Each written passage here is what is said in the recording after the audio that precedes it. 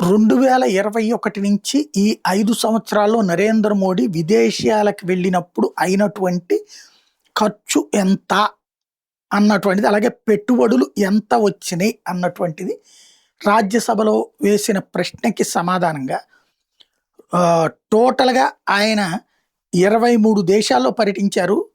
187 కోట్ల ఖర్చు 2025లో అయింది. 2021 నుంచి చూస్తే 551 కోట్లు ఖర్చయింది. ఒక్క 2025లోనే 187 కోట్లు ఖర్చయింది. 2021 నుంచి విదేశీ ప్రయాణాల కోసం మొత్తంగా 550 కోట్లయితే ఈ ఏడాదిలో ఇప్పటిదాకా 74 కోట్ల రూపాయలు ఖర్చయింది అన్నటువంటిది ప్రభుత్వం ఇచ్చినటువంటి వివరణ.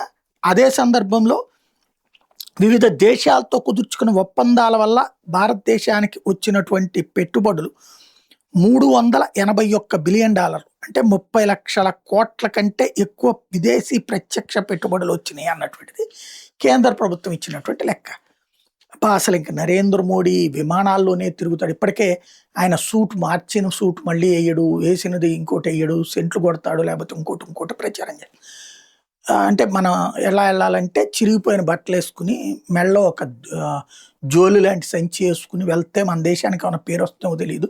ఆ వాగేవాడికి వాడు మరి కడ్రాయిర్ వేసుకు తిరుగుతున్నాడో లేకపోతే కనుక ఏం వేసుకు తిరుగుతున్నాడో అర్థం కాదు. అది ఒక వాగుడు. మన దేశంలో ఒక దుర్మార్గపు భాషా సంస్కృతి అనేది నడుస్తుంది. రెండో పాయింట్ ఏంటంటే విదేశాలకు వెళ్ళేది ఉట్టి ప్రత్యక్ష పెట్టుబడులకే కాదు. ఇప్పుడు నాటో సమావేశాలు, ఇదే యూరోపియన్ యూనియన్ సమావేశాలకు వెళ్ళొచ్చు గెస్ట్గా, లేదంటే కనుక G7 సమావేశాలకు గెస్ట్గా వెళ్ళొచ్చు. వివిధ దేశాల మధ్యన సంబంధాలకి ఇది ఒక భాగం. నరేంద్ర మోడీ అక్కడికి వెళ్ళి మందు కొట్టడు, షాంపైన్ తాగడు, వాళ్ళతో కలిసి డ్యాన్సులు వేయడు, పబ్బులకి వెళ్ళడు. అలా వెళ్ళే ఆయన భవిష్యత్తులో ప్రధాని అవుదాం అనుకుంటున్నాడు. ఎంటర్టైన్మెంట్ కోసం, ఎంజాయ్మెంట్ కోసం విదేశాలకు పోయేవాడు రాహుల్ గాంధీ. వెళ్ళేది ఓన్లీ దేశ ప్రతిష్టను ప్రపంచం అంతా విస్తరించడానికే నరేంద్ర మోడీ వెళ్ళేది. 550 కోట్లు అనేది అసలు ఈ దేశంలో ఉన్నటువంటి 55 లక్షల కోట్ల రూపాయల బడ్జెట్ ఉన్నటువంటి దేశంలో జుజుబి.